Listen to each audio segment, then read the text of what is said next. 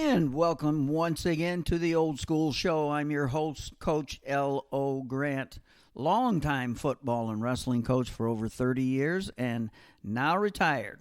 Well, what do we do here? Well, I tell my stories, talk sports, and maybe life. Hey, my wife walked by as I was watching the NCAA Wrestling Championships. They're really good. She asked why I cared. After all, I didn't know any of these guys, she said. Couldn't believe she said that. After all, we've been married over 50 years. She knows me. I can't suddenly lose my interest in my favorite sports just because I'm no longer involved. It's who I am. When I was a kid, I was consumed with my sports. I was one of those guys that grabbed the sports page of the local paper during baseball season and read all the box scores. Newspapers with box scores is probably a thing of the past. Of course, as a Cardinals fan, I checked the cards first, but I wanted to know everything about every game. I loved stats. Now, here's a story for you. See if you've ever heard of this. When I was around 10 years old during high school football season, if I didn't go to a game, I would listen to one of the best local games on the radio. I knew who everyone's best running back was, and I would chart their carries and yardage during the game as I listened. Yes, I had my pen and paper. At the end of the game, I checked my stats to see whose running back had the best game. Now, who does that? Especially a 10-year-old. But that was me.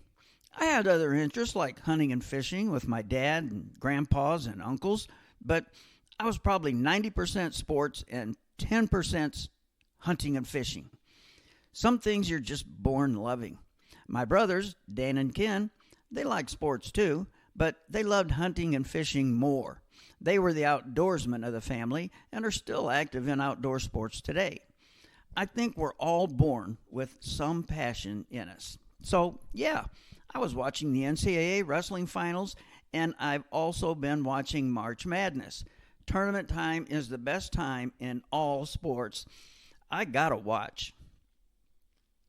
I've noticed that on YouTube or X, people love to do all-time rankings. Who are the top 10 quarterbacks of all time? Or who are the best hitters of all time? Or the top 10 basketball centers of all time? It goes on, and it's fun stuff because we all have our opinions.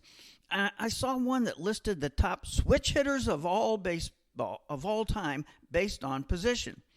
Good list, no Pete Rose again. How do you have the hit king of baseball not on that list? Now, they had Robbie Alomar as their second baseman. Now, Rose began his career primarily as a second baseman.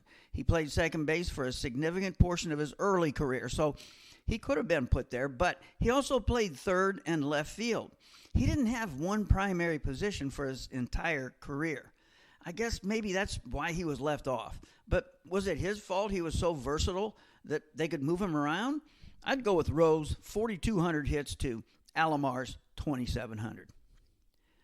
Okay, here's one. What was the best switch hitting team of all time? I'm going with my St. Louis Cardinals of 1985 through 87.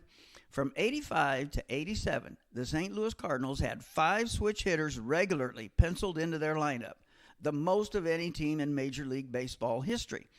Ozzie Smith, Vince Coleman, Tommy Herr, Willie McGee, and Terry Pendleton. And they were 2-time National League champs, so they were good. Now, can someone beat that? Who had a better switch-hitting team? If you've got one, let me know.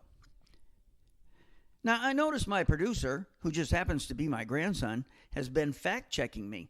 He corrected me when I said the great Nebraska-Oklahoma game was in 1972. It was 71. Thank you, Mr. Producer. Keeps me on my toes. But for just off the top of my head, I was pretty darn close. So what do you think of my opinions? Let me know in the comments below. And you won't hurt my feelings if you disagree. And make sure to like and subscribe so we can keep this going. Hey, I'll see you next time on the Old School Show.